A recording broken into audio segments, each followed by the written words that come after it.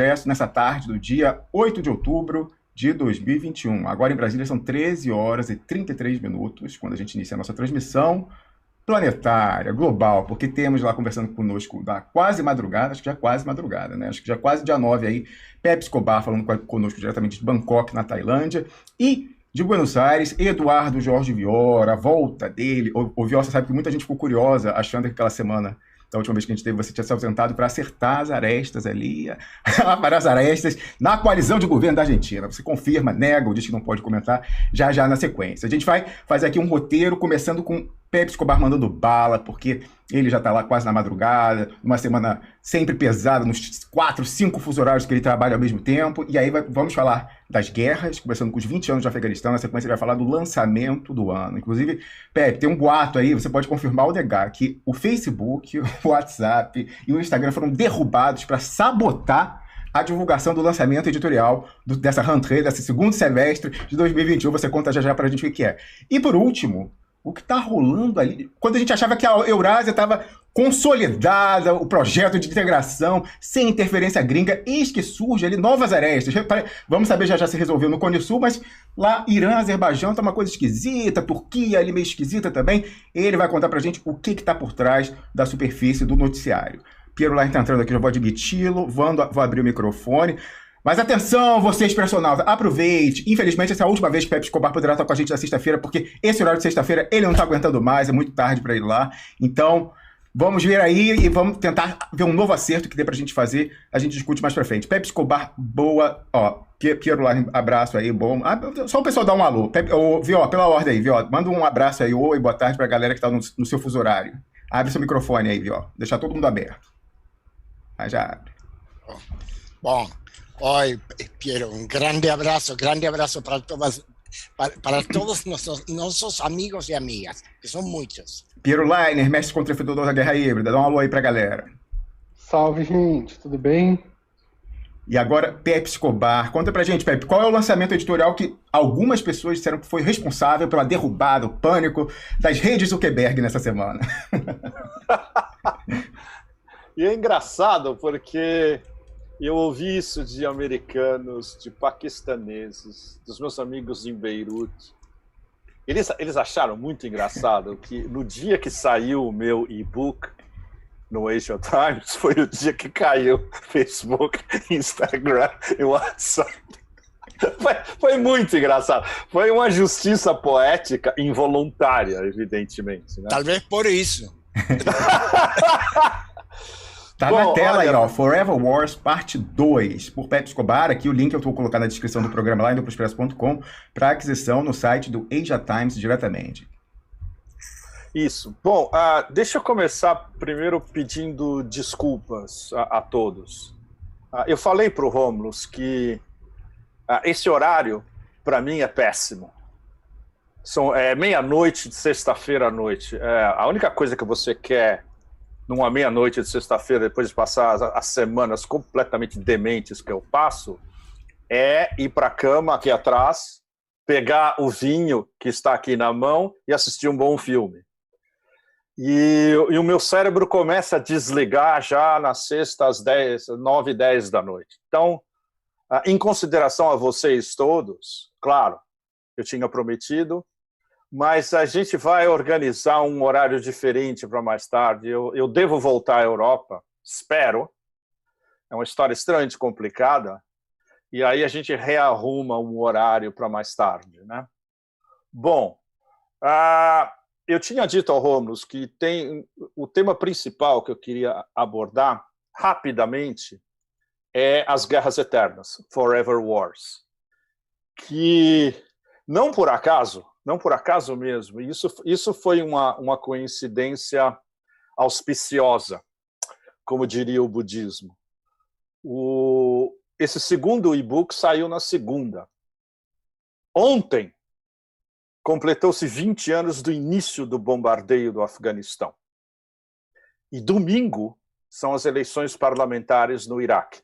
Ou seja, está tudo completamente interligado com o tema desse segundo e-book. A história do e-book é super complicada. Eu vou resumir ao máximo para vocês, para mostrar para vocês como aventuras editoriais, seja onde for, no caso esta em Hong Kong, são extremamente complicadas. O primeiro e-book saiu ano passado, só no site do Asia Times. Eu não consegui chegar a um acordo com os banqueiros de botar o e-book na Amazon, porque eles queriam os direitos, já que eles detêm os direitos de tudo que eu escrevi para eles. Eu falei, de jeito nenhum. Se o e-book está no site de vocês, tudo bem, os direitos vão para vocês. Agora, se eu boto o e-book na Amazon, eu vou ter os direitos, evidentemente.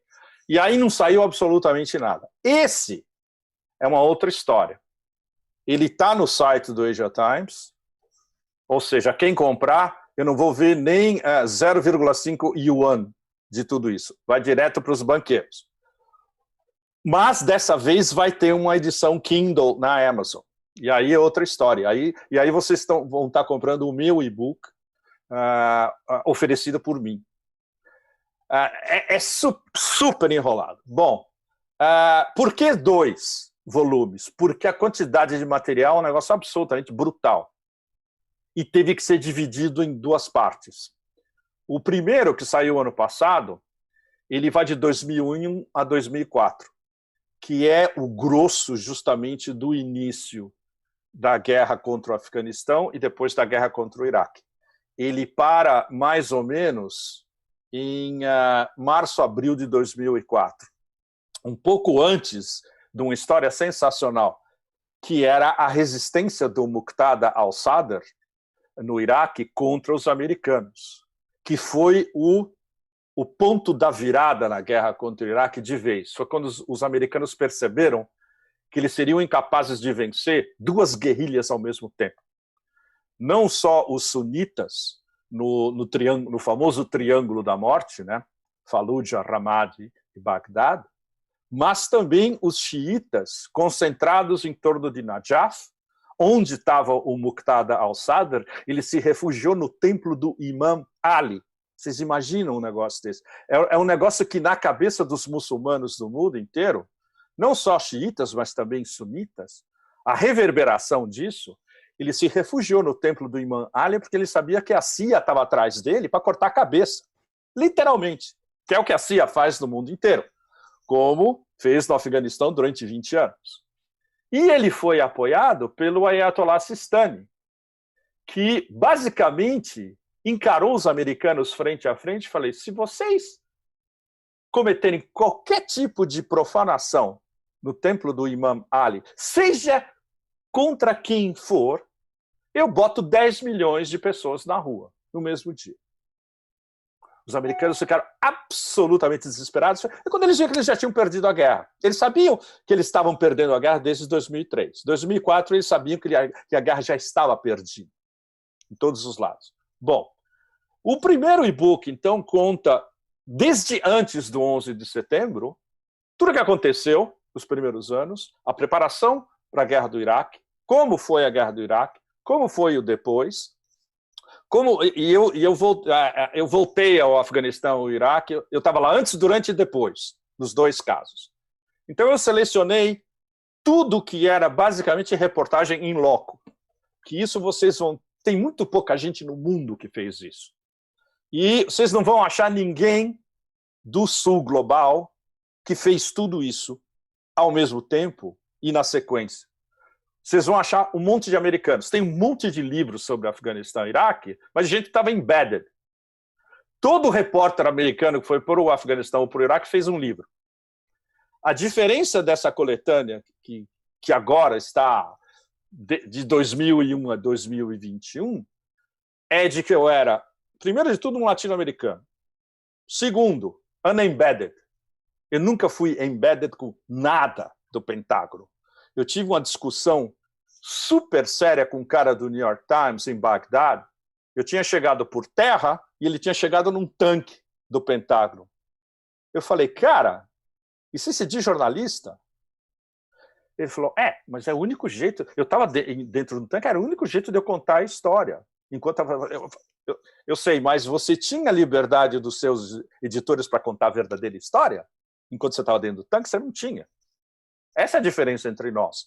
eu estava no meio da zona vermelha, dos dois lados, do outro lado da fronteira e aqui. Quando eu estava entrando em Bagdá, veio um fedaim do Saddam e botou uma metralhadora na nossa cabeça.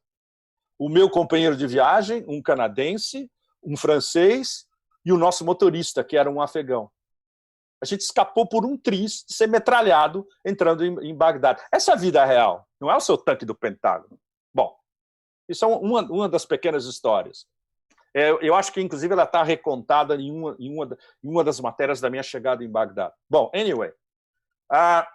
Então, do ponto de vista do Sul global, vocês não vão ver um documento parecido com esse em lugar nenhum.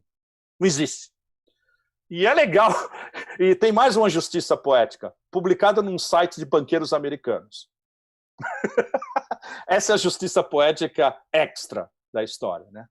Então, finalmente, saiu o volume 2, que o Romulus colocou o link agora para mostrar para vocês.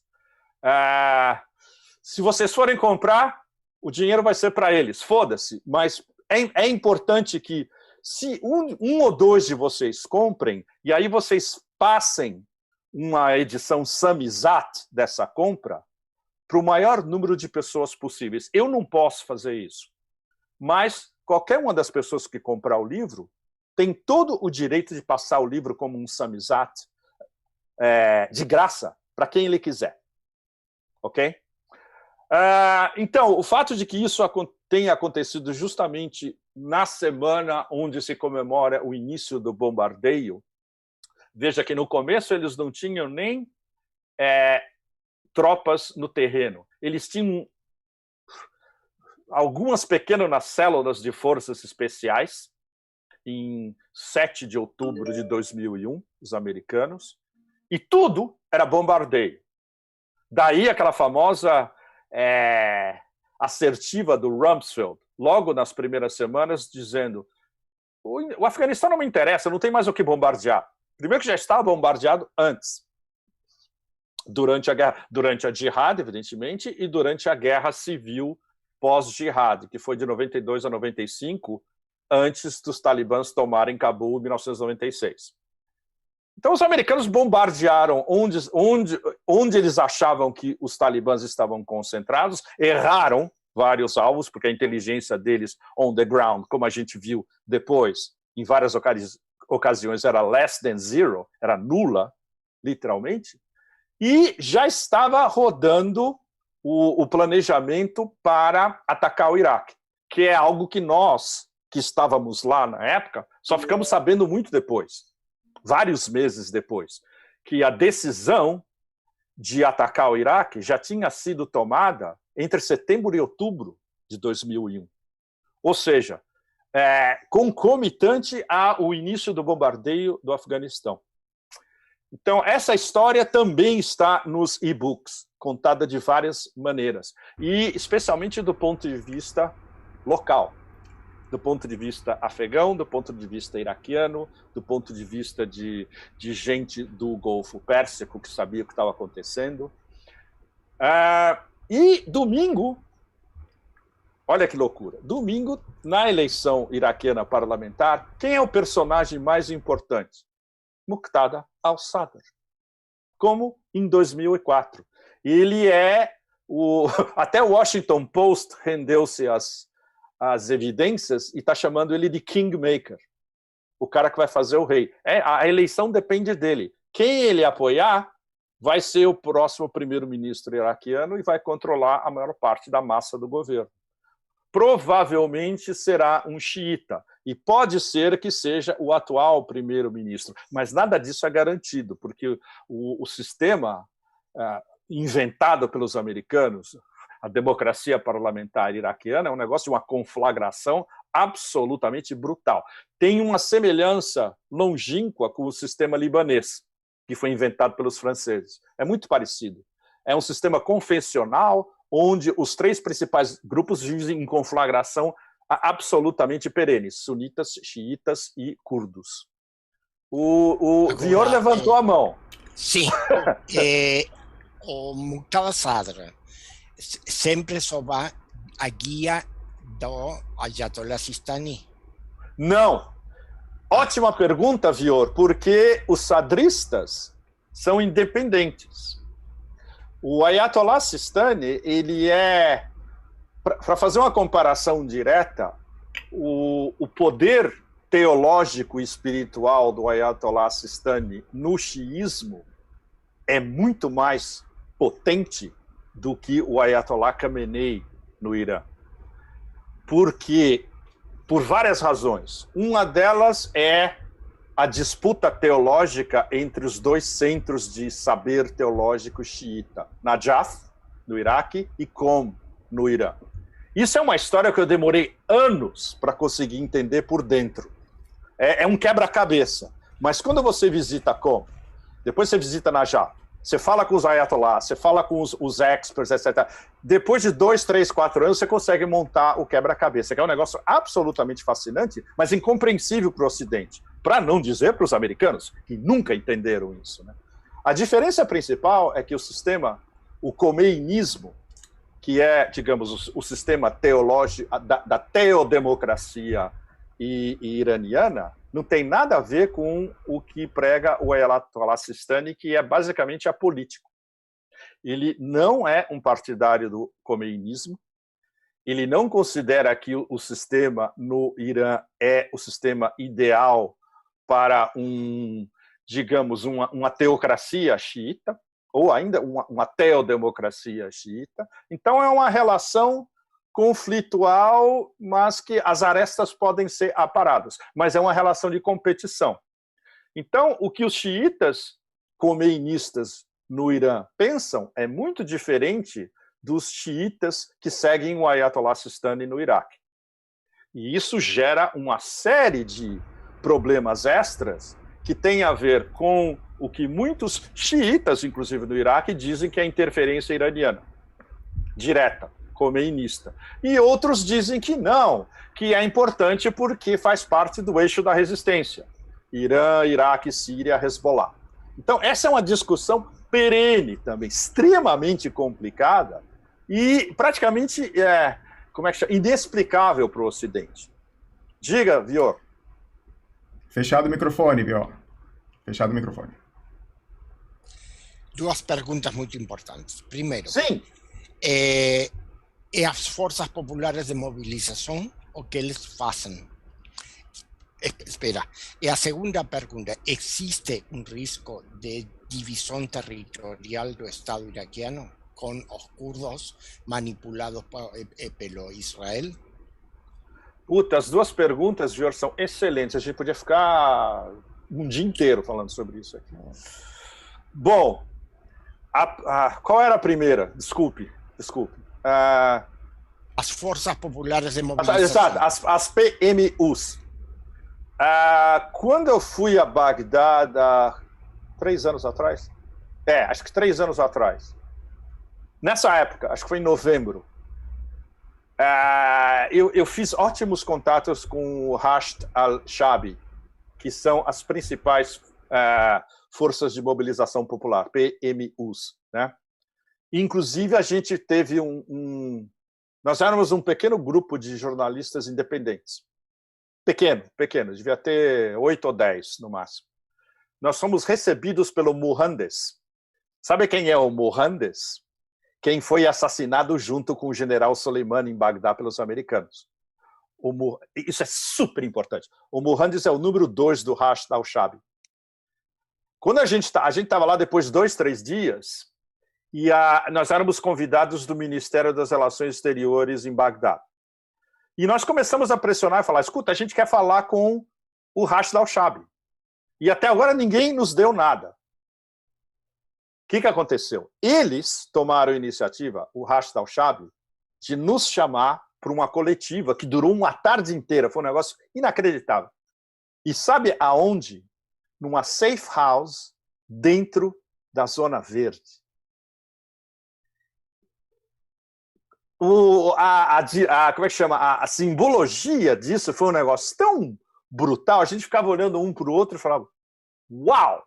Essa é a Zona Verde onde os americanos ainda estão, onde tem embaixada americana protegida por 50 milhões de electronic surveillance, mísseis e o cacete. Os caras têm uma safe house aqui, do lado, quase do lado da embaixada, e eles chamam um bando de jornalistas para ficar falando o dia inteiro. Um negócio inacreditável. E essa entrevista do Mohandes foi um negócio espetacular. Ele nos explicou em detalhes tudo que o Rashid al-Shaabi e as forças de mobilização populares tinham feito, inclusive, super importante, liberação de Mossul. Foram eles. Não foram os americanos, foram eles, essencialmente. E a guerra ultra barra pesada que eles estavam na linha de frente contra Daesh, o exército islâmico. Tudo isso foi explicado para nós em detalhes. Ele dava 2 minutos para cada um fazer uma pergunta longa, respondeu todas as nossas perguntas. Um negócio absolutamente incrível. Para vocês terem uma ideia, os banqueiros do Asia Times não quiseram publicar. Eu publiquei na RT, um report gigantesco, porque não podia sair no Asia Times. Isso dá uma ideia para vocês de quão sensitivo era esse material, né? Bom, a outra pergunta do Vior, que é super importante. Existe um risco de fraccionamento, sem dúvida, porque não se esqueça que aqueles gangsters do Kurdistão, especialmente a família Barzani, que exerce um domínio sobre o Kurdistão já há décadas, né? Eles estão ligados com os turcos, eles estão ligados com a CIA e eles estão ligados com os sionistas. Aí é um tremendo abacaxi, porque você tem uma região inteira que é um cavalo de Troia no norte do Iraque. E para Bagdá gerir tudo isso, é um abacaxi que não tem tamanho. Em todos os níveis, inclusive, por exemplo, partilha de energia. Não tem partilha de energia. O petróleo do Kurdistão não vai para o centro e para o sul do Iraque. O petróleo do centro-sul do Iraque vem de Basra, vem do sul, basicamente. Então, o país já está dividido na prática, né? E isso, a longo prazo, é um abacaxi ainda maior, porque você não tem como organizar essa divisão fraccional de fato dentro de um parlamento. É impossível. É a mesma coisa no Líbano. No Líbano você não tem como unir sunitas, cristãos maronitas e xiitas. É absolutamente impossível. Para qualquer um que foi ao Líbano, e você vê na prática, eterno. Ou seja, o sistema que os americanos inventaram da democracia parlamentar iraquiana está condenado ao fracasso absoluto. E é o que a gente tem visto nesses últimos anos todos. Diga. Essa liderança local no Kurdistão iraquiano, ela é sustentável porque o que se diz, a percepção é de que é uma cleptocracia, que a receita do petróleo dali não vai para o povão. Meu Deus, Rômulo, você não faz ideia. Vocês no Brasil acham que o Brasil é uma cleptocracia? Olha, peguem um voo da Qatar Airways, vocês chegam em Doha, visitem aquele aeroporto maravilhoso e peguem um voo Doha-Irbil. Passem 24 horas em Irbil, vocês vão ver a maior mutreta do oeste da Ásia. Está lá. É um negócio inacreditável. Além do que, bom, tem todos os vendedores de segurança estão lá, né?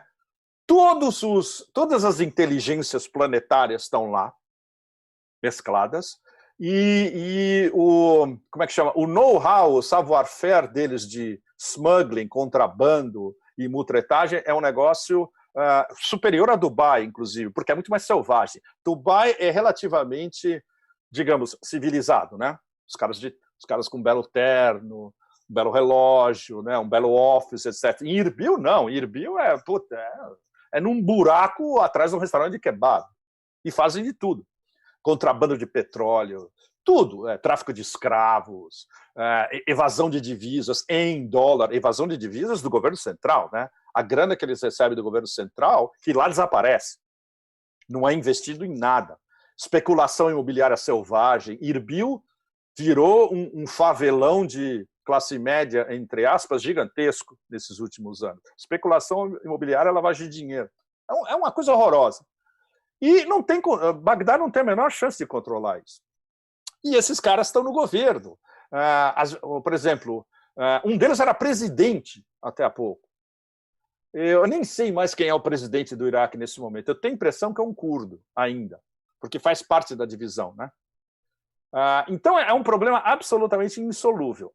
A única coisa positiva de tudo isso é que, do ponto de vista do eixo da resistência, ou seja, Teherã, Bagdá, Damasco e Beirute, Hezbollah, eles estão muito bem coordenados. Por exemplo, o centro de inteligência para combater Daesh entre Síria e Iraque era em Bagdá. Não era em Teherã, sabe? Não era o Hezbollah, era em Bagdá. Então, as informações principais de Intel passavam por Bagdá, né? E o Rashid al-Shabi, aos poucos, eles estão se transformando numa espécie de Hezbollah 2. É extraordinário. A capacidade de organização deles é muito impressionante. Eles aprenderam tudo do melhor do Hezbollah. Quando a gente estava lá, eles nos levaram para mostrar alguns projetos sociais deles, não só em Bagdá, mas em Najaf também, onde eles são muito importantes. Em Najaf e Karbala, eles nos levaram para Najaf e Karbala. Nós somos numa comitiva com mujahedins do Rashid al-Shabi, armados até os dentes, nos protegendo. Eles nos introduziram no templo do Imam Ali. Foi uma experiência absolutamente extraordinária. E me lembrava o tempo todo o Hezbollah velha guarda, né? O Hezbollah nos anos 80, 90. Eles aprenderam muito. E é legal porque o apoio deles pelos sírios é enorme, pelos iranianos é enorme, para não falar do Hezbollah. Então, isso tem uma capacidade de desenvolvimento a curto, médio e longo prazo enorme, ao ponto de que na cabeça dos americanos, o Rashid al-Shabi é o novo Hezbollah e é o novo anticristo, literalmente, né? Eles são praticamente definidos como uma organização terrorista em Washington, ainda não nominalmente, mas de fato, sim. Tanto assim que houve vários casos de ataques diretos, claro, forças especiais americanas contra Rashid al-Shabi. Para não falar do assassinato do general Soleimani junto com Mohandes. Ele tinha sido, o Soleimani tinha sido convidado pelo governo iraquiano nessa época. Ninguém, na época, no dia ou no dia seguinte, tinha dado isso. Quem deu esse furo foi o nosso amigo Elia Manier, que tem uma rede sensacional no Iraque, e o Elia foi o primeiro a publicar, acho que foi um tweet dele dizendo, olha, o Soleimani e o Mohandes foram convidados como diplomatas pelo governo iraquiano para fazer uma mediação entre Irã, Estados Unidos e Arábia Saudita. Ou seja, ele foi assassinado como um diplomata, numa missão diplomática em solo iraquiano, saindo do aeroporto, literalmente. E o Mohandes, número 2, é um cara super bem preparado. E ele foi preparado não só espiritualmente, mas estratégica e taticamente, pelo Soleimani. Então, o pessoal sob o Mohandes, que agora controla o Rashid al-Shabi, também é muito bem preparado. Então, isso, do ponto de vista do eixo da resistência, está tranquilo. Ô Pepe, olha só, enquanto você estava falando, Diga. o Piero Leiner deu uma olhada aqui na ficha técnica e você tem razão. O presidente oficial, pelo menos nominal, formal, Isso, nominal. ainda é o curdo Barham Salih. Isso, Barham Saleh. Eu achava que ele tinha espirrado. Não, ainda está lá, exatamente. Isso mesmo. Um gancho, Obrigado, talvez, para obrigado. um dos pontos que você queria comentar, que é a questão aí Sim. da tensão entre os azeres e os iranianos, essa posição difícil da Turquia, é que toda essa receita fria dos diversos mercados de contrabando que você mencionava do Kurdistão, em geral, elas saem os produtos e entram via Turquia, né? Então, há um interesse mais do que geopolítico ali, também geoeconômico, de receitas paralelas que financiam operações clandestinas, tudo isso daí que talvez tenha alguma coisa a ver. Mas eu ia perguntar o seguinte, Pepe, voltando ao seu livro.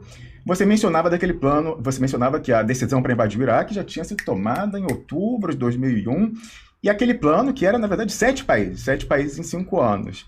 Eu perguntaria para você, Pepe, se o momento Stalingrado, que foi aquele da virada, né, dos alemães na Europa Oriental, e quando começa a derrota, o momento Stalingrado do plano dos 7 anos em 5 anos foi justamente esse momento do refúgio do al-Sadr Foi antes. Antes Ótima ainda. pergunta. Ótima pergunta, Rômulo, mas foi antes. A história como está da Al-Sadr foi em abril de 2004. A decisão de atacar o Iraque, praticamente, ela foi tomada pelo Rumsfeld entre setembro e outubro de 2001, seguindo o projeto para o novo século americano, que era do fim dos anos 90, seguindo a famosa doutrina Wolfowitz, e seguindo o que, olha que interessante, a RT recolocou no YouTube, depois de vários anos, tinha desaparecido, o famoso trechinho de uma conferência do general Wesley Clark, ex-comandante da OTAN, aliás, o comandante do bombardeio da Iugoslávia, no fim dos anos 90, né? Muito importante. O general in charge era Wesley Clark. Depois, fracassado candidato à presidência pelos democratas. A famosa, como é que chama? Visita do Wesley Clark, alguns dias depois do 11 de setembro, ele foi ao Pentágono visitar os amigos, os generais 4 estrelas do Pentágono, que tinham servido com ele, não só nos Estados Unidos, mas na Europa também. E é onde ele foi comunicado daquele famoso memorando interno do Rumsfeld, 7 países em 5 anos. Esse clipe de uma das conferências dele está agora no YouTube. Vocês podem achar pela RT. Facilmente. E essa história, para vocês terem uma ideia, já tinha sido decidida no final de setembro de 2001. Antes ainda do início do bombardeio do Afeganistão, que foi no dia 7 de outubro. Ou seja, tudo já estava interligado, porque o plano Neocon era um negócio que estava sendo trabalhado desde os anos 90. Na hora que eles chegaram ao poder, com Bush I, em janeiro de 2001, já estava tudo armado. A primeira coisa que eles fizeram, o que foi? Foi aquele famoso Report Cheney. É uma famosa sequência onde Dick Cheney chega no office dele na Casa Branca, bota um mapa na mesa. Olha, todos os poços de petróleo que nos interessam estão aqui. Olha onde eles estão. Não precisa nem dizer o que veio depois, né? Ou seja, isso já tinha sido decidido pela famosa Task Force do Dick Cheney entre janeiro e fevereiro de 2001, muito antes do Pearl Harbor de 11 de setembro, que já estava, não é lindo? Vamos chamar o Buda de novo por mais essa coincidência auspiciosa. Já estava previsto pelos próprios neocons. Precisamos de um Pearl Harbor para iniciar uma nova era geopolítica. Blá, blá, blá. Ou seja, toda a história já estava trançada. Vai lá, Piero. Fala, Piero Lailer! Ô, Pepe, a versão que se espalha por aí é de que teria uma certa resistência dos militares americanos a esse plano. Peraí, não quando? sei se você... Quando? Não, logo que ele foi na reunião e botou isso na mesa. Claro, o cara que deu o memorando para ele, que ele não leu, olha que interessante, para mostrar para vocês o protocolo interno do Deep State. O cara citou o memorando e o Wesley Clark falou para ele tacitamente, não me mostre e não me dê, porque aí ele ia estar implicado, entende? E exatamente, esse general dentro do Pentágono ficou absolutamente horrorizado com o plano. Ele falou, a gente não pode fazer nada, porque nós não temos poder de decisão. O poder de decisão vem direto da Casa Branca, Dick Cheney, que era quem estava mandando no governo na época. Pois é, exatamente isso que eu queria saber. Algo levou eles a ser convencidos também no meio do caminho, entendeu? Não sei, porque isso provocou uma transformação interna, né, de todas as forças americanas, que não foi pequena, não, desde 2001, né? Teve, porque foi a aplicação da doutrina Rumsfeld, né? Que é basicamente um streamlining das Forças Armadas, não ter um exército gigantesco como na Primeira Guerra do Iraque, né? Aquele exército do Schwarzkopf, que era um exército antiga, né?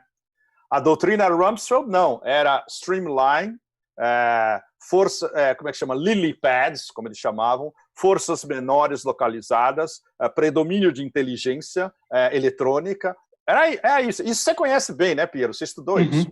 Então, e isso quem coordenou de dentro do Pentágono foi o Rumsfeld, sem dúvida. E aí todo mundo basicamente tinha que obedecê-lo.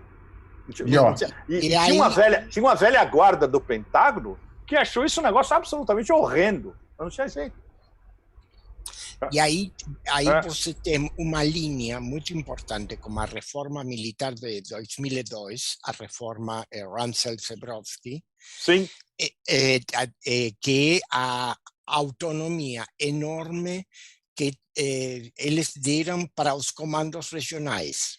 Para os comandos regionais, isso. Quando eu explico isso, para dar a imagem, eu falo em vice-reinos.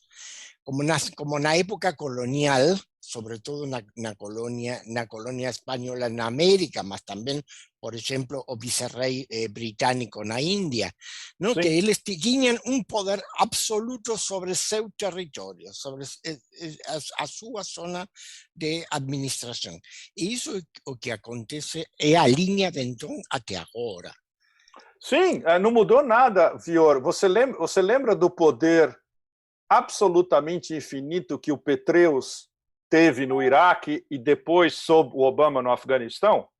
O Stanley McChrystal também. O Stanley McChrystal, ele ficou 1 ano no máximo. Ele tinha poder absoluto antes do Petraeus. O general Miley. A escalada dele no Iraque foi um desastre absoluto, e aí eles chamaram, desculpe, no Afeganistão foi um desastre absoluto, e eles chamaram o Petraeus. Eles tinham um poder de decisão, como vice-reis, como você explicou muito bem, total. Eles não precisavam nem chamar o Pentágono para qualquer decisão. Exatamente. Precisamente estou preparando uma matéria que vai sair, acho que amanhã, sobre a falta de estratégia de segurança nacional desse governo Biden. Eles não têm anunciado, se todos os governos americanos têm a obrigação, nos primeiros meses, de dar para o público uma estratégia de segurança nacional, que também é importante para a gente, para saber para onde vão os caras, mas é também importante no interno, porque marca os limites dos militares. E agora eles não foram capazes de conciliar com o mando militar uma estratégia de segurança nacional. Então, o general Miley está aproveitando dos depoimentos no Congresso para marcar política. Ele está marcando a política norte-americana. Mas eles são muito medíocres, Vior. Respondendo a sua pergunta, eu fiz essa pergunta indiretamente a um dos meus contatos do Deep State Old School. Ele me mandou um e-mail raivoso, dizendo: o que você espera desses caras? O salário deles é $200 mil por ano, que nos Estados Unidos é considerado dinheiro de mesada. Ou seja, é pouco dinheiro. Teria que ser muito bem pago, como um executivo de Wall Street. São todos woke. Milley e Austin, que tem, na revolta dos generais, os generais velha guarda querem botar para fora, são completamente woke. Eles são Rainbow Coalition. Eles só falta botar uma peruca purple e começar a cantar, sabe? É ridículo. É ridículo. E isso, o pessoal do Pentágono velha guarda, o pessoal dos 60, 70, 80 anos, eles ficam absolutamente horrorizados. E isso agora já é discutido abertamente. Evidentemente, não na mídia woke. Você não vai ver isso no Washington Post, nem no New York Times, de jeito nenhum. Mas nesses veículos semi-independentes com uma tendência republicana, nossa, mas é brutal o negócio. Ou na Sky News, porque é Fox, né? Na Sky News na Austrália, Sky News na Inglaterra, e na Fox News. Sem dúvida. Isso, aí se discute isso abertamente. E não tem saída. A saída seria, mesmo que você espirre Milley e Austin como bodes expiatórios da história do Afeganistão, né? Porque essa história está rolando ainda, não tem uma definição. O famoso plot Netflix do Fall Guy, quem vai pagar? pela debacle ainda não foi resolvida porque não teve um fall guy ainda, né? Esses são os 3 candidatos principais, o Milley e o Austin no Pentágono e o Blinken no Departamento de Estado. Quando, na verdade, o candidato principal deveria ser o Jake Sullivan, porque ele é o assessor de segurança nacional. Ou seja, a política, entre aspas, a diretriz vem dele. Mas por que não vai cair? Porque é protegido pelos clintonistas e pelo clã Obama. Pegando um gancho aí, Pepe, no que você falou do wokeism, do general Milley. Nesse caso, ele está preocupado, querendo saber o que é o white rage, porque ele também está sujeito ao white rage, né? Ele falou que quer fazer cursos sobre isso e tal. Eu ia te perguntar, você mencionou aí o segundo Pearl Harbor, lá que o pessoal previu, e coincidentemente, uma coincidência muito auspiciosa, rolou e conseguiu o Patriot Act, tudo que a gente vai saber. E há quem tenha relacionado isso, né, um terceiro Pearl Harbor teria sido ou tentativa, né, a farsa, a tragédia, ou então o pastiche, aquela história do 6 de janeiro, a invasão do Capitólio, que a tentativa era tentar causar uma comoção, um drama nacional que autorizasse, desse aquela carta branca política para aumentar tudo, a questão né, da invisibilização das correntes, o terrorismo doméstico e tal, essa coisa do wokeismo, dos grupos radicais brancos. Funcionou ou não funcionou? A minha impressão é que não rolou e que há uma resistência maior hoje do que, ou certamente maior do que havia ali no pós-11 de setembro. E sabe por que não rolou? Porque a polarização dentro do Pentágono e dentro do Deep State é um reflexo da polarização do país inteiro. Os Estados Unidos está fragmentado nevralgicamente e epidermicamente em todos os sentidos. E o que está acontecendo dentro do Deep State é apenas um reflexo do país como um todo. Por isso que não rolou. E mesmo com Washington Post, CNN, CNBC, NBC, CBS martelando essa história desde o dia 6 de janeiro sem parar. É impressionante. Você vê não. Se você tem a paciência, eu diria mega taoísta, de assistir a CNN de noite nos Estados Unidos, os shows de noite deles, que todos perderam a audiência. Mas é um negócio impressionante. A única matéria, que é uma longa matéria que não acaba nunca, é 6 de janeiro. Eles só falam nisso, todo dia, desde o dia 6 de janeiro. E nem assim, com todo esse brainwashing, bom, mais da metade da população estará eternamente não convencida da história. Não só os 80 milhões que votaram no Trump, como muitos independentes, extras dessa história. Ou seja, a maioria absoluta da população sabe que isso é uma mutreta generalizada. Eles não sabem identificar quem está por trás exatamente, quais são os objetivos, etc. Mas eles sentem o cheiro da podridão, né? Então, vou passar para o Viola, mas só uma pergunta de follow-up, que é o seguinte. Okay. Aqui a gente tem uma máxima que é que dossiê bom é dossiê guardado e operado. Sim. O próprio Tucker Carlson, que você mencionava aí como a parte ali da Fox News, ele já deu uns hints, e ele me parece que é a única pessoa que fala disso, de um processo que corre em sigilo na justiça, que dispensou a investigação daquele pessoal que com toda certeza eram infiltrados do FBI, que eram aqueles que organizavam quebra-quebra, não sei o que tal, que o pessoal lá mais, né, lá os folclóricos do chifre e tal, eles não faziam nada, mostraram, inclusive não queriam de forma nenhuma soltar os vídeos do circuito interno, porque você vê que aquele pessoal só foi lá para fazer selfie e tal, e o pessoal barra pesada que a justiça estranhamente não quer investigar, muito provavelmente era infiltrado. Devia ter mais infiltrado o FBI, sei lá mais o que, aí de inteligência clandestina do que os outros. Esse dossiê está sendo operado para impedir esse avanço dessa agenda de controle interno, e se está sendo operado por quem, Pedro Escobar? Essa é a $6 billion question. Ninguém sabe por quem está sendo operado. É, evidentemente, uma facção dentro do governo. Assim como ninguém conseguiu explicar até hoje, 20 anos depois, por que o FBI não seguiu todos os indícios de que algo estaria para acontecer antes do 11 de setembro. Todas as investigações do FBI foram enterradas antes do 11 de setembro. E ninguém sabe como e por quê. O 6 de janeiro vai ser exatamente a mesma coisa. Ele vai desaparecer no ar e vai ficar esse flu, e ninguém vai saber exatamente quem ordenou, por quê e com que objetivos.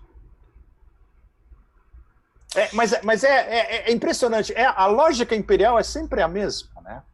Sim, acontece um negócio, um acontecimento geopolítico larger than life como esse, e é sempre como se tivesse sido uma ordem divina inexplicável, né?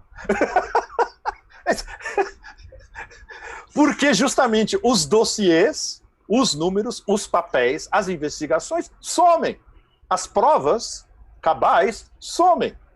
Como todas as provas cabais de roubo dentro do Pentágono, naquela famosa conferência do Donald Rumsfeld, um dia antes do... Vocês lembram que o Donald Rumsfeld deu uma press conference no dia 10 de setembro, falando dos 2,3 trilhões que tinham desaparecido do Pentágono, que estava sendo investigado. O que aconteceu depois disso? Sumiu tudo.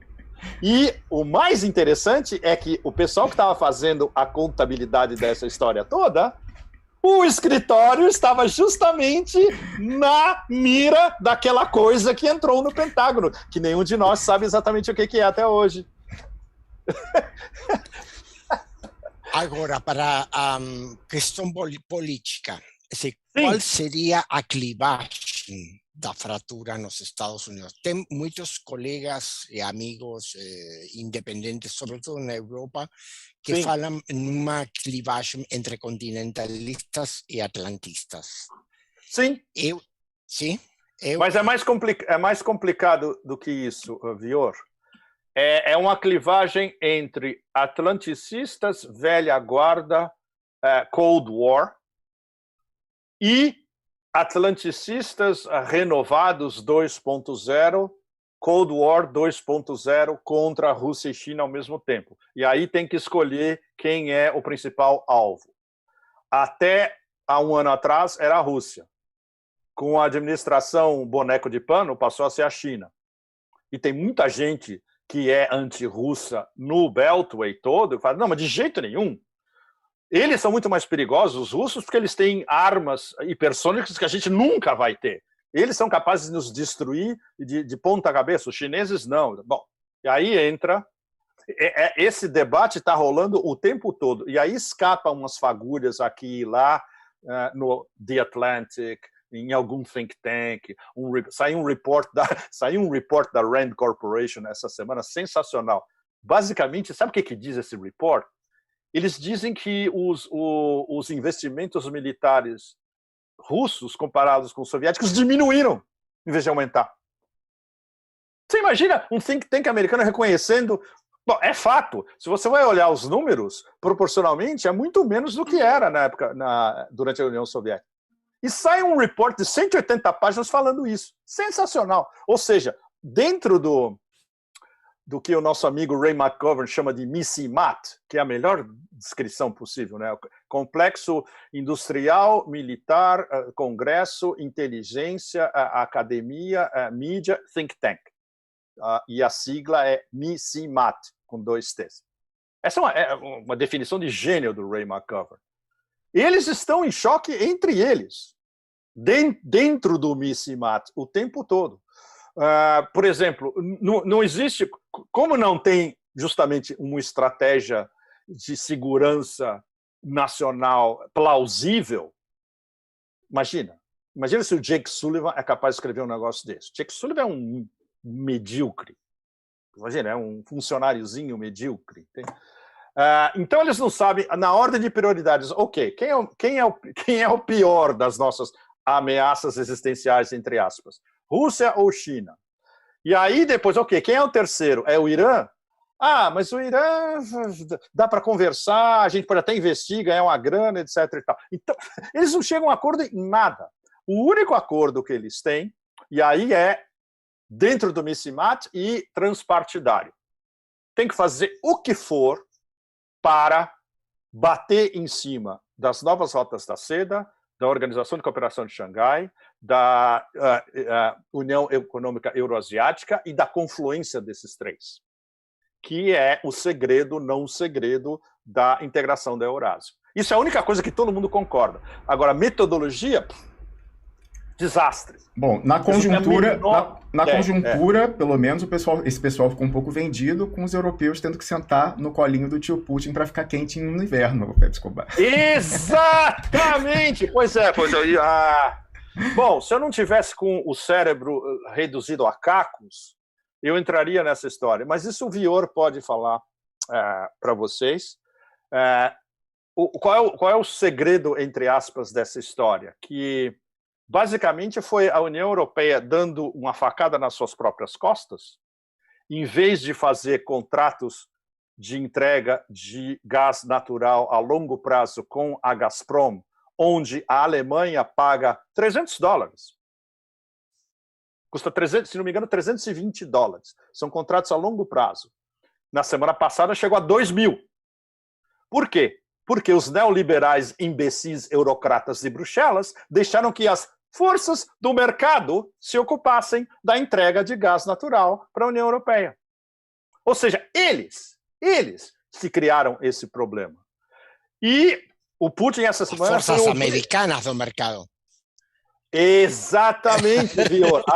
Ou seja, as forças imperiais. Ah, que maravilha, vamos comprar LNG dos americanos. Maravilhoso. As forças livres do mercado, etc. E tal. O Putin, essa semana, teve que intervir pessoalmente e dizer, escuta, todos os contratos que foram feitos com a Gazprom estão sendo respeitados meticulosamente. E, se for possível, se quiserem fazer outros contratos a longo prazo, a Gazprom faz. O problema é que ninguém pediu em Bruxelas. O que eles fizeram? Eles estão culpando, especialmente nessas últimas 2, 3 semanas, eles culpam a Rússia. Claro, vocês fizeram tudo possível para impedir, para postergar a inauguração do Nord Stream 2. O Nord Stream 2 poderia ter sido concluído e está em funcionamento há 1 ano. Ou seja, não teria nenhum problema atualmente. Não só para a Alemanha, como para vários outros clientes do Nord Stream 2. A demonização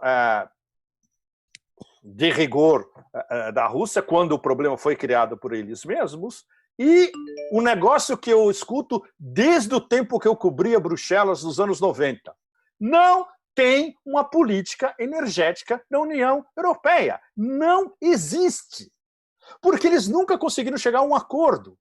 Por exemplo, na época que eles perceberam, precisamos de gás. Como é que faz para escapar da Gazprom? É um negócio que eu escutava o tempo todo em Bruxelas. Les Russes, c'est l'horreur, il faut échapper les Russes. Ok, échapper les Russes. Ok. Onde você vai? Catar. Não fizeram nenhum tipo de approach, organizado para, quem sabe, construir um gasoduto que fosse na União Europeia. Na verdade, tinha. E adivinha qual era esse gasoduto? Era o gasoduto Irã, Iraque, Síria, que foi uma das causas da guerra da Síria. Fundamental. Na minha opinião, foi a causa principal da intervenção na Síria. Porque ia ter um gasoduto que não era controlado por um servo ou um vassalo do Ocidente, no caso, Catar.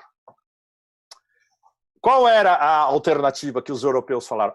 Tudo bem, a gente se livra da Síria, bota um fantoche lá, e aí a gente pode ter esse gasoduto usando Síria, Jordânia, Arábia Saudita, Jordânia, Síria, leste do Mediterrâneo, aí vem para cá, por navios.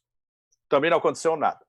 Turcomenistão. Os caras não foram capazes de mandar uma delegação da União Europeia, de Bruxelas, para ir conversar com os turcmenos, anos atrás, antes dos chineses pagarem e fazerem um gasoduto para importar gás do Turcomenistão, atravessando o Uzbequistão até o Xinjiang, no oeste da China. Os europeus tiveram anos para conseguir fazer isso antes chegar para o governo em Ashgabat e falar, olha, a gente paga o gasoduto para vocês, pode atravessar subterrâneo pelo Cáspio, a gente paga tudo isso, e aí a gente faz um deal, você pode suprir a Europa inteira com todo esse gás extra que você tem aí. O Turcomenistão é o 4º maior produtor de gás natural do planeta. Não fizeram nada. Tá fechado o seu microfone aí, viu? Microfone! Enquanto É uma história, sim, uma história onde também tem um rol a empresa argentina Bridas. Então, Bridas, agora Pan American Energy, que é uma empresa argentina dos irmãos Bulgeroni, que são os mais ricos da Argentina, mas que tem a sua sede em Houston. Em Houston. Eu lembro, quando eu fui a Houston. Então, quando eles começaram com o projeto do TAP, Turkmenistán, Afganistán, Paquistán, Índia, e aos poucos anos interviu a CIA para frear essa história, e tem quem está falando nesse projeto como uma das causas da guerra do Afeganistão. Não, peraí, Vior, porque agora você acabou de entrar na minha praia favorita. Eu contei essa história inteira na série que eu fiz sobre Pipelinistão, Gasodutistão em português? Gasodutistão. A série que eu fiz para o Tom Dispatch em Nova York, eu fiz uma série imensa sobre pipelines, e eu contei a história inteira do TAP. No começo era TAP, tinha duas acepções: Trans-Afghan Pipeline, o gasoduto atravessando o Afeganistão, ou Turkmenistão, Afeganistão, Paquistão, que era o trajeto original. A Índia entrou anos depois. E é justamente isso, a Bridas estava praticamente acertada para fazer o TAP, entrou a Unocal no meio. Sabe quem era um dos advisors da Unocal nessa época? Meio dos anos 90, Karzai. Hamid Karzai. Quem que ele virou depois? Presidente. Não é lindo? Pois é. Exatamente. Essa história da Bridas é sensacional. Um dia eu gostaria, Vior, que você fizesse um texto contando do ponto de vista argentino o que aconteceu realmente nos anos 90 com a Bridas no Afeganistão. Seria uma matéria que ninguém fez esse texto até hoje. Uma coisa interessante que você comentava aí, Pepe, da questão energética, da sabotagem que foi feita para ofertas alternativas do gás, mas mesmo que houvesse a oferta, você teve uma determinação política de você ir fazendo um phasing out, né, uma redução gradual das fontes fósseis e, ao mesmo tempo, a alternativa na Europa, né, que tinha uma grande representatividade na matriz energética, que era nuclear. Diversos países simplesmente fizeram um veto para um phase out também, notadamente a Alemanha. Como está dada hoje a determinação de redução das emissões e, ao mesmo tempo, o banimento de energia nuclear na Alemanha, a Alemanha abdicou da soberania energética para sempre, porque o que eles tinham era um carvão. O carvão não pode mais usar. O gás, seja da Rússia, seja dos Estados Unidos, seja de onde for, não é deles. E a energética, eles...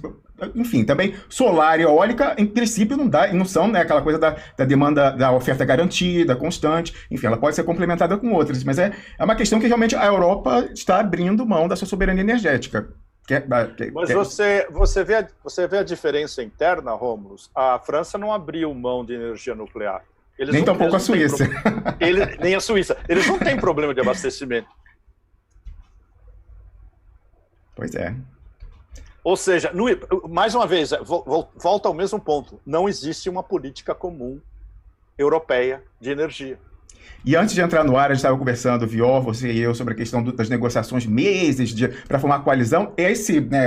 A saída total da energia nuclear da Alemanha foi uma das concessões que a Merkel fez lá atrás para fazer uma das coalizões passadas com os verdes. Uma das coalizões, exatamente. Então vai saber o que vai sair na próxima. Aí. Ai, meu Deus do céu, com esses babacas. Agora, a grande pergunta sobre isso, porque verdadeiramente a formação de coligação na Alemanha é a decisão histórica, mais do que a composição dessa coligação, o programa dessa coligação, porque por isso que eu falava no contrato que eles devem assinar, e por isso a negociação vai durar demais.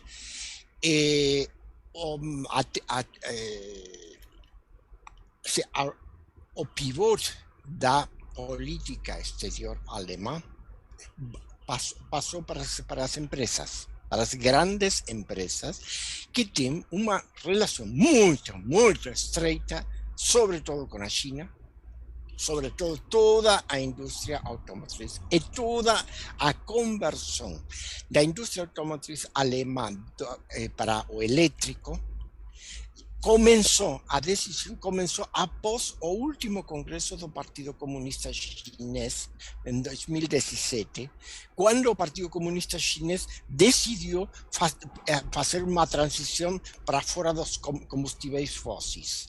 Nesse momento, eu tenho um grande amigo que é assessor do Sindicato do Metal na Alemanha, um economista que assessor, ele contou para mim. A indústria alemã não queria optar, tinha já tecnologia, já de vários anos, para passar para a mobilização elétrica. Mas não queriam pegar a decisão porque não tinham mercado. Com o mercado chinês em perspectiva, eles fazem a transição para elétrico, para a mobilidade elétrica. Então, mas isso eles não podem mudar, porque o 70% do PIB alemão vem de exportação. E desse 70%, quase 50% é China. É China. Então, a política, o eixo grande, aqui a pergunta na Alemanha é o que vão fazer. Volkswagen, Daimler-Benz e Siemens, e BMW. Essa é a pergunta. Essa vai ser a grande força. Os atores que estão agora na negociação, eles são bonecos. O Olaf Scholz é um grande administrador financeiro. É um hamburguês muito prolixo, muito ordenado, como são eles em Hamburgo. É muito hanseático. Mas os outros, dentro do Partido Social Democrata, dentro do Partido Verde, dentro do Partido Liberal, eles não podem decidir, não estão em condições de decidir. A Angela Merkel teve o grande ganho de ter governado 16 anos fazendo assim como não como sim como não. A esquerda, a direita, a esquerda, sem linha própria. Ela não teve linha própria. Ela só foi um balanço. Seu governo foi um governo de balanço. Só isso. Então, agora, a herança é que falta uma perspectiva estratégica. A Alemanha, ninguém,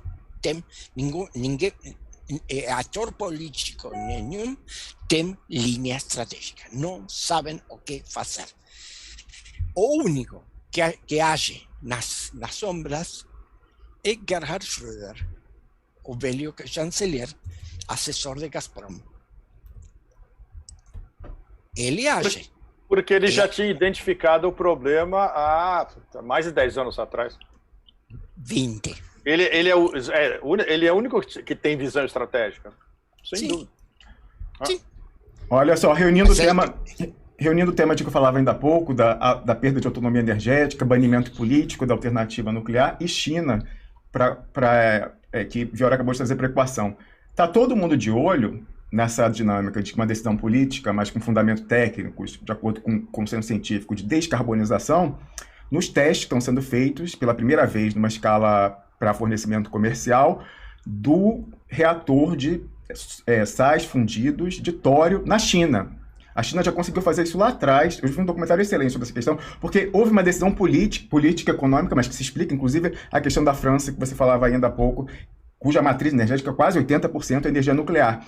É também curioso isso, né, o Peck, você sabe disso. As energias nucleares, as centrais nucleares da França, elas estão todas nas fronteiras, assim, com os países, né, assim, porque se explodir, é para ir para fora e não para dentro.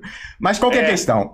Por que foi escolhido lá atrás, se você tinha, quando a tecnologia foi desenvolvida, usar o urânio e não o sal de tório, que não tem risco de explosão, né, e a gente não conhece, porque não sabe como é que é a corrosão e tal, mas, em princípio, eficiência energética é maior, porque a temperatura é maior, não precisa de água, então você pode colocar em qualquer local do território e não tem explosão, porque se você, de alguma forma, tiver a abertura desse reator, o que vai acontecer é que aquele sal, o reator em estado líquido do sal fundido, ele fica sólido e acabou. Então você não tem Fukushima, Chernobyl, nada disso. E por que não foi feito isso lá atrás, se era tão melhor?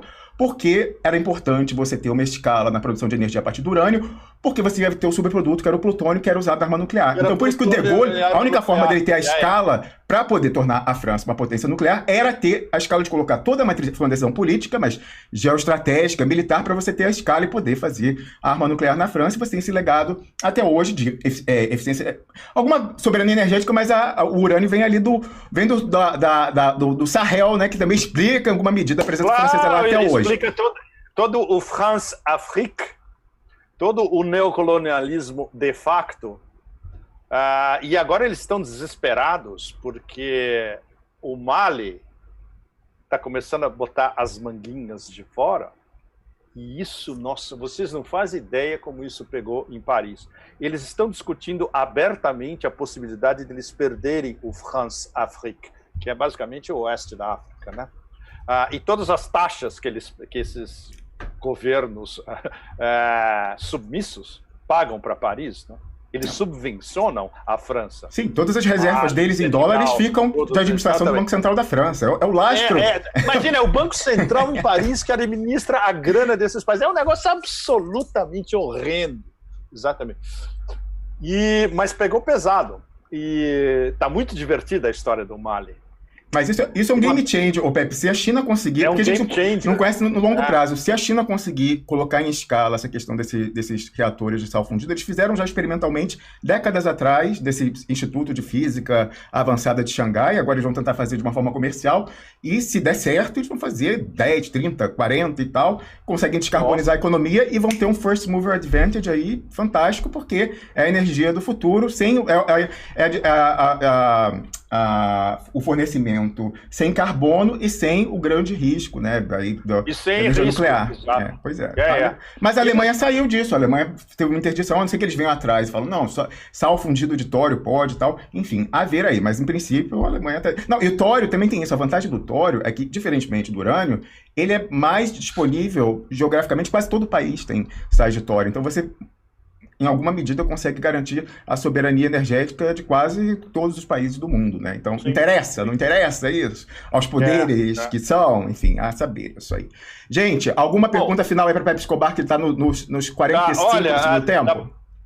Da próxima vez eu vou dar um dossiê França para vocês vão ficar estarrecidos.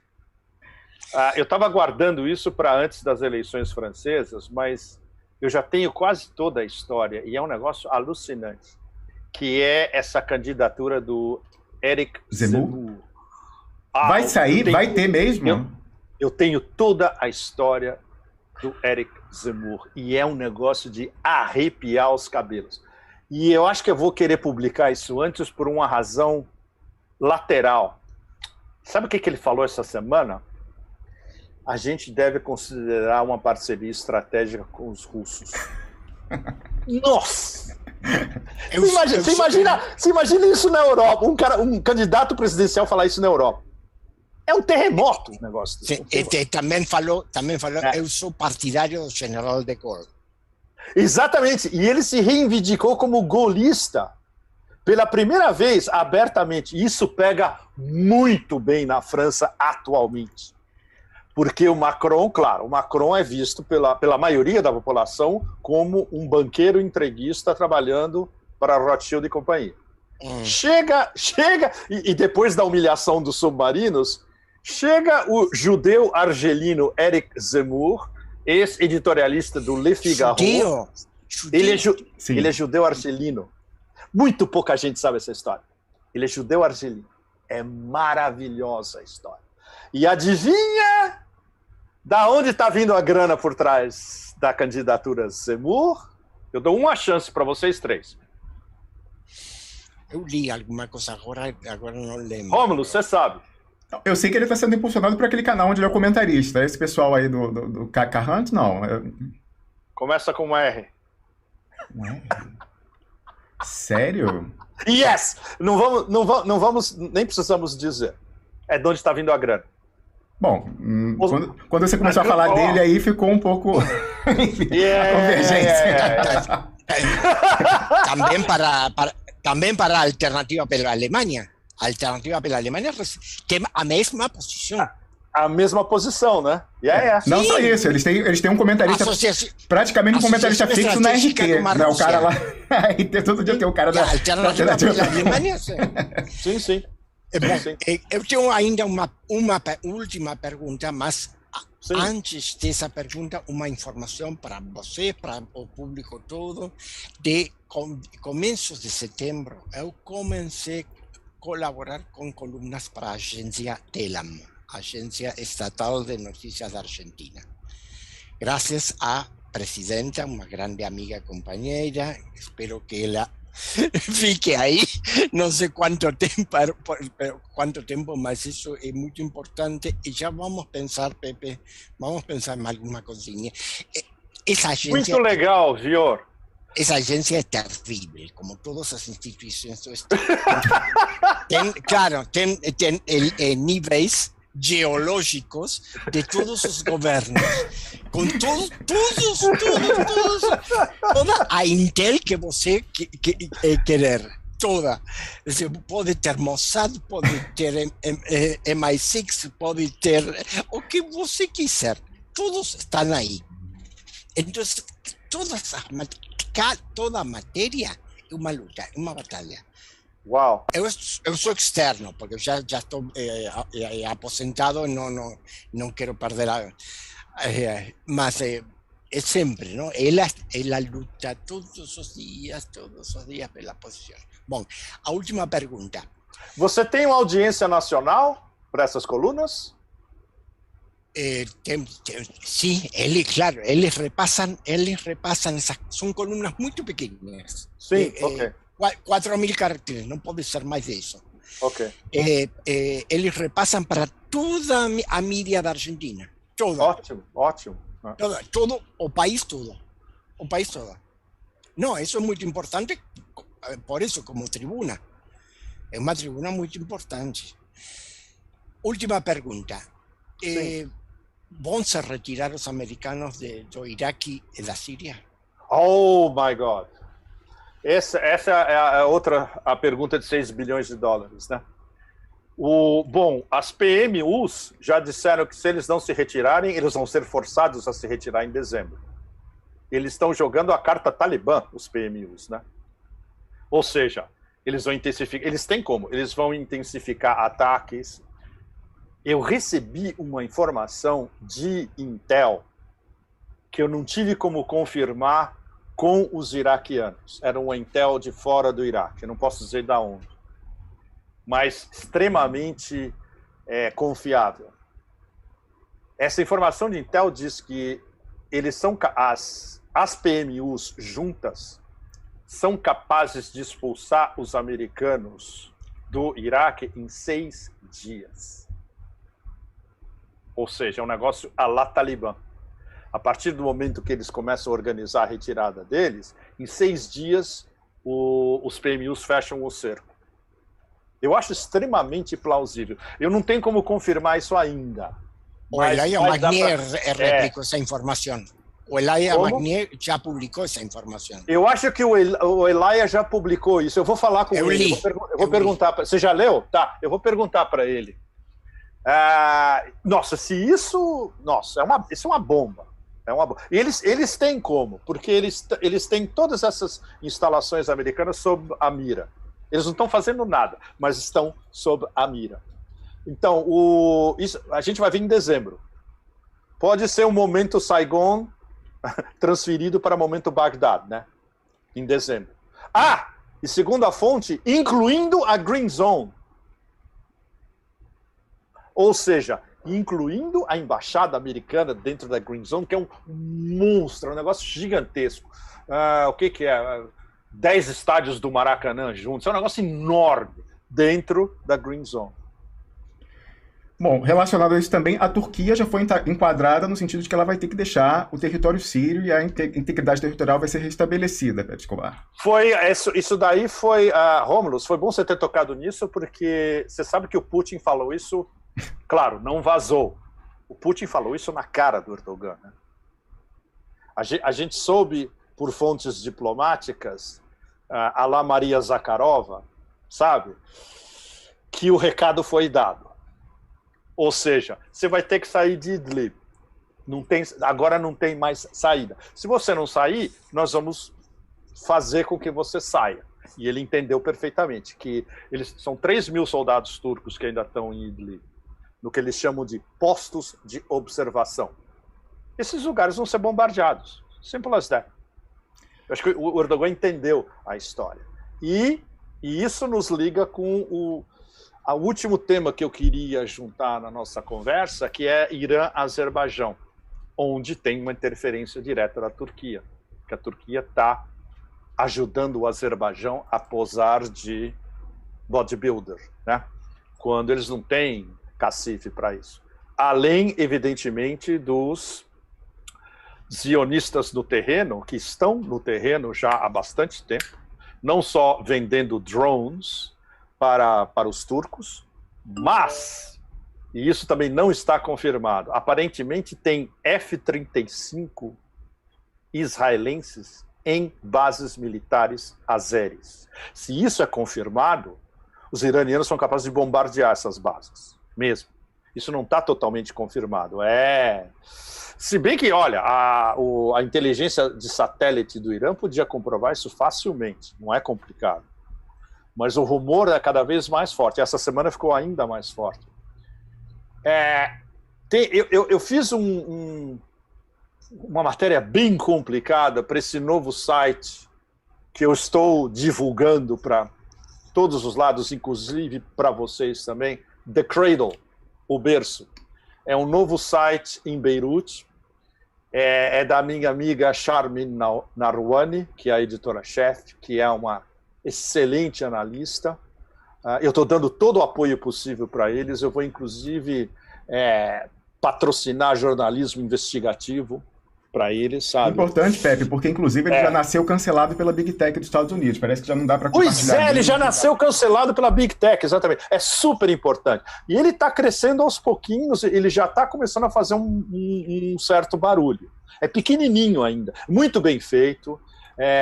A equipe é super dedicada, imagina. Eles ganham muito pouco, porque, sabe, salários em Beirute, como vocês sabem, um país que está em uma crise absolutamente tremenda, com, sabe, racionamento de energia, de água, tem power. Imagina, às vezes, quando eu tento conversar com eles, a internet caiu, sabe? Cortes de eletricidade. E eles são heróicos de basear um site desses, super sério, cobrindo não só o oeste da Ásia inteira, mas entrando já para a Ásia Central, um pouco do leste da Ásia também. E eu fiz uma matéria para eles tentando explicar a extremamente complexa história do Irã-Azerbaijão, que tem o ângulo sionista, sem dúvida, mas tem um ângulo mais importante, que é os corredores de conectividade da Rota da Seda, da integração da Eurásia, que podem passar pela Armênia, ou pelo Azerbaijão, ou pelos dois. O que o Azerbaijão quer? Monopolizar essa variante da Silk Road, porque os turcos, na verdade, querem monopolizar essa variante da Silk Road para ir até o Cáspio, e do Cáspio chegar ao Cazaquistão e ao Xinjiang, o oeste da China. E os iranianos, eles têm organizado já a Rota da Seda no Irã como é que chama? Prolongamento da Rota da Seda vinda da China, que faz parte desse acordo de 400 bilhões de dólares em 25 anos. E o problema é que como vai ser feita essa partilha dessas rotas entre Armênia e Azerbaijão. E aí a gente volta à guerra não resolvida, a Segunda Guerra do Karabakh não resolvida. Ninguém está respeitando o acordo que foi feito entre Armênia, Azerbaijão e Rússia. E é essa história que os iranianos estão começando a perder a paciência. Aí, essa semana, irrompeu uma variante nova que é ainda mais explosiva. Tudo estava girando em torno de uma estrada que passa pelo território armênio e que os azerbaijanos querem controlar. O que os iranianos resolveram essa semana? Nós vamos fazer um prolongamento da estrada do território iraniano direto para a Armênia, passando ao largo do Azerbaijão. O que isso significa? Que essa variante das rotas da seda vai eliminar o Azerbaijão completamente.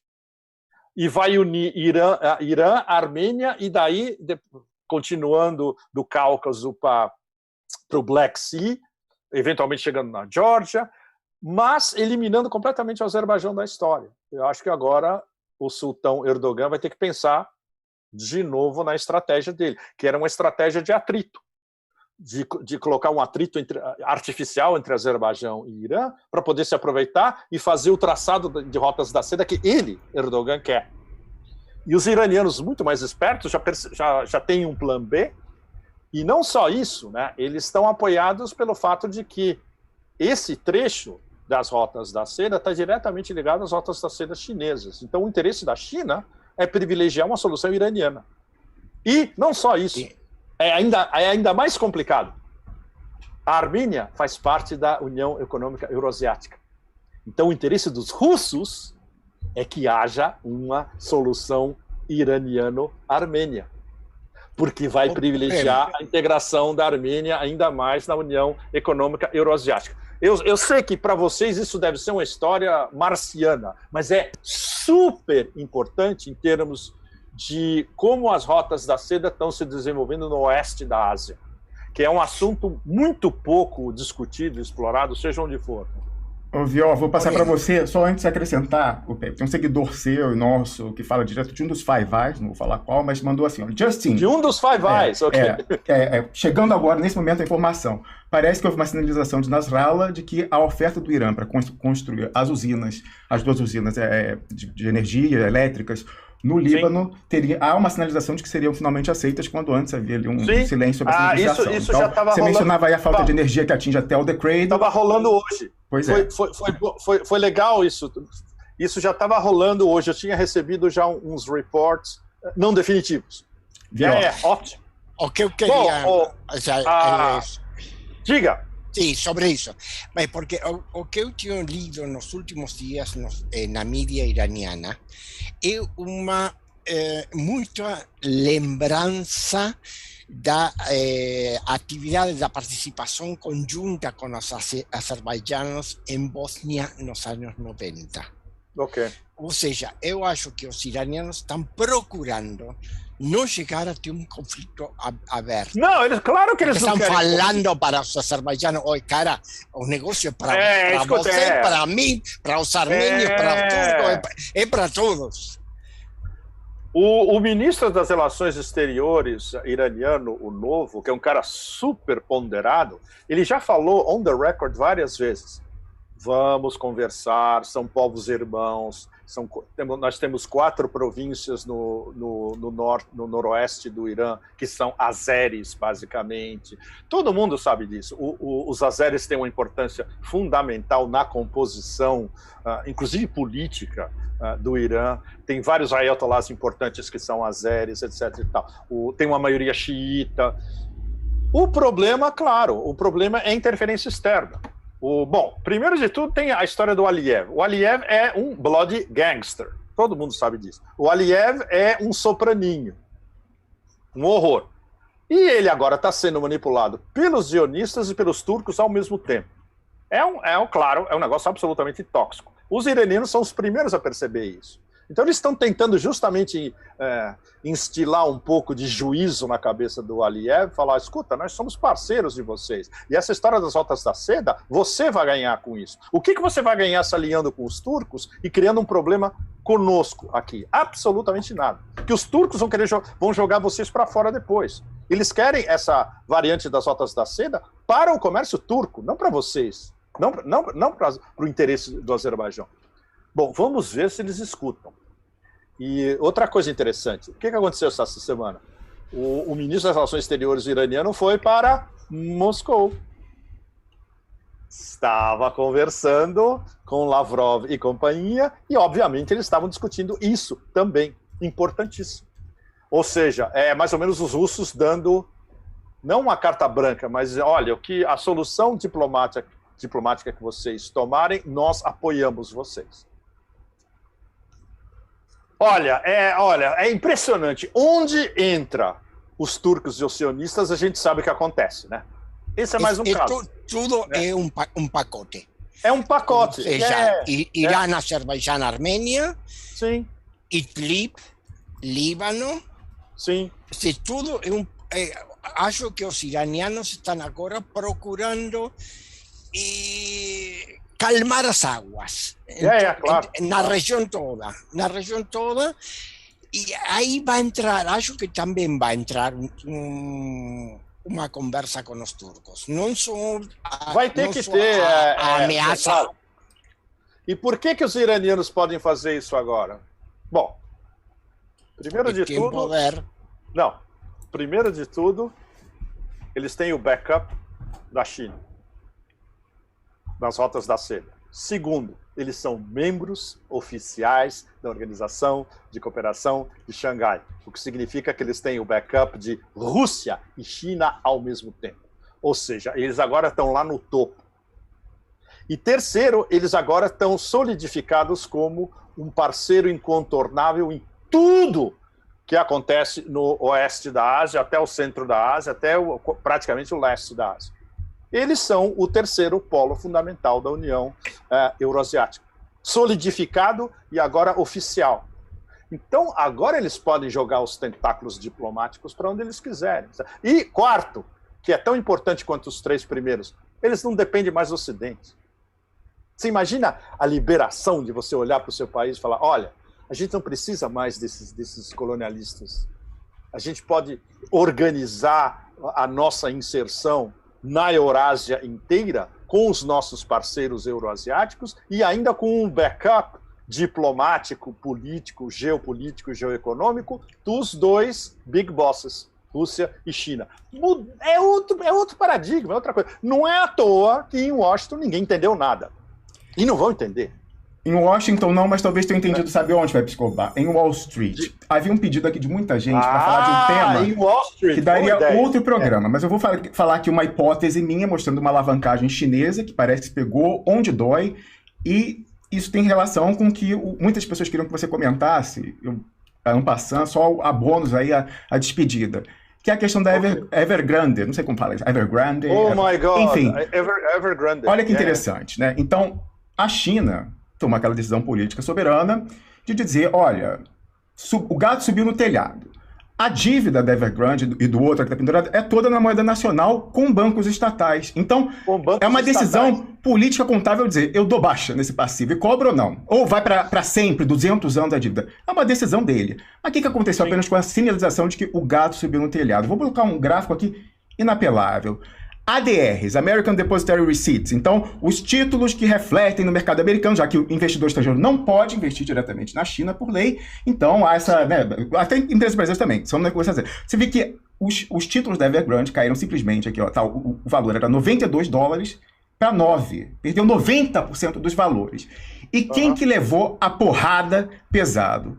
Os grandes fundos gestores. Tanto aqui uma matéria do... Os grandes fundos, uma matéria do Wall Street Journal dizendo aqui, ó, a quebra da Evergrande, ou quase quebra, enfim, acerta com tudo os grandes fundos de títulos ocidentais. Aqui os nomezinhos de alguns, né, dos Masters of the Universe, ou Pepe Escobar, Ashmore Group, BlackRock, Pacific Investment Management Co., entre outros.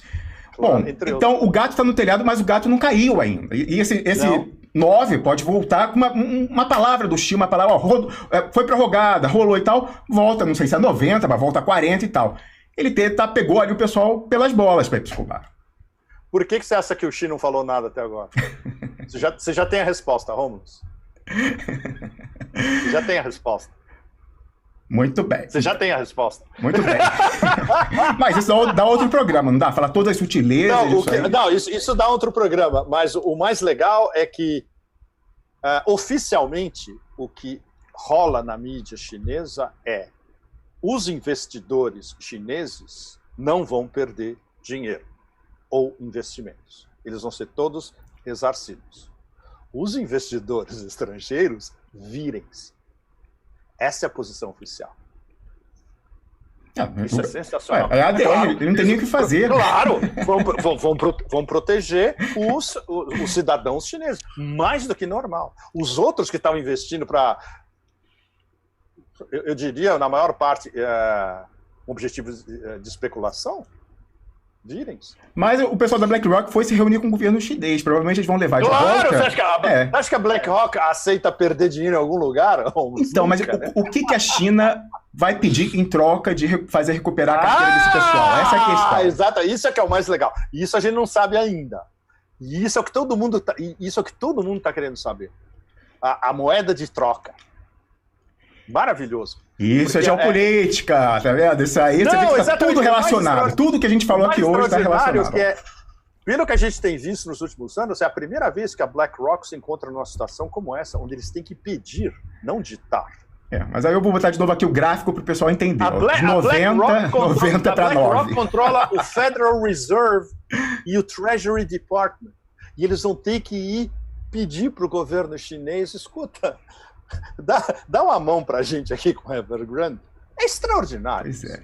Já viu onde eles vão querer compensar, né? Pois é. Companheiros, infelizmente eu devo ir embora. Eu também. A gente vai se ver em 2 semanas. Nesse momento eu vou já estar na Alemanha. Sim, vai fazer um estudo de caso com informações exclusivas sobre a formação da coalizão. Formação da coalizão, exatamente. Grande abraço. É isso aí. Valeu, Pepe Escobar. Valeu, Eduardo Jorge Vior. Obrigado a vocês todos. E, bom, eu volto, mas não sei quando. A gente combina aí um horário que dê para todo mundo, porque é só aqui que a gente consegue amarrar esses pontinhos. Valeu, Pepe Escobar. Boa. É verdade. Obrigado a vocês. Bom fim de semana para vocês, já que já é sábado na Tailândia.